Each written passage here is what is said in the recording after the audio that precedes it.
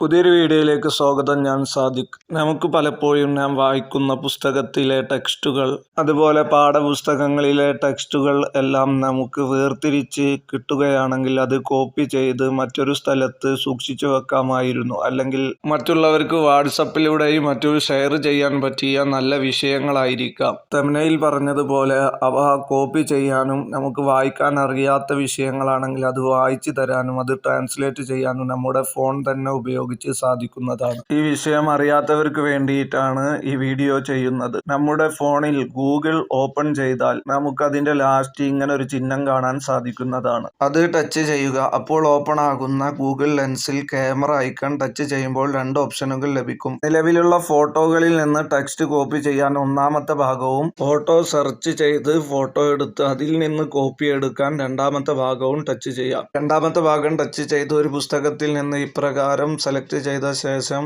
താഴെയുള്ള സെർച്ച് എന്ന icon touch ചെയ്താൽ മതി. അപ്പോൾ അത് ഇപ്രകാരം കാണാൻ സാധിക്കുന്നതാണ്. അതിൽ നിന്ന് നമുക്ക് വേണ്ട ഭാഗം ഇതുപോലെ ക്രോപ്പ് ചെയ്ത് എടുക്കാവുന്നതാണ്. അപ്പോൾ അവിടെ കാണിക്കുന്ന സെലക്ട് ടെക്സ്റ്റ് എന്ന ഭാഗം ടച്ച് ചെയ്താൽ നമുക്ക് നേരത്തെ കണ്ട 3 ഓപ്ഷനുകൾ ലഭിക്കുന്നതാണ്. അതായത് copy, listen, translate. Listen touch ചെയ്താൽ നമുക്കത് വായിച്ചു തരുന്നതാണ്. വായിച്ചു തരുന്നത് നിങ്ങൾക്ക് ഇവിടെ ഇപ്രകാരം കാണാൻ സാധിക്കുന്നതാണ്. നമുക്ക് അറിയാത്ത ഭാഷകളോ മറ്റോ ഇപ്രകാരം വായിച്ച് മനസ്സിലാക്കാൻ സാധിക്കുന്നതാണ്. ട്രാൻസ്ലേറ്റ് എന്ന ഭാഗം ടച്ച് ചെയ്താൽ നമുക്ക് ഗൂഗിൾ ട്രാൻസ്ലേറ്റ് വഴി അത് വേണ്ട ഭാഷകളിലേക്ക് ട്രാൻസ്ലേറ്റ് ചെയ്യാവുന്നതാണ്.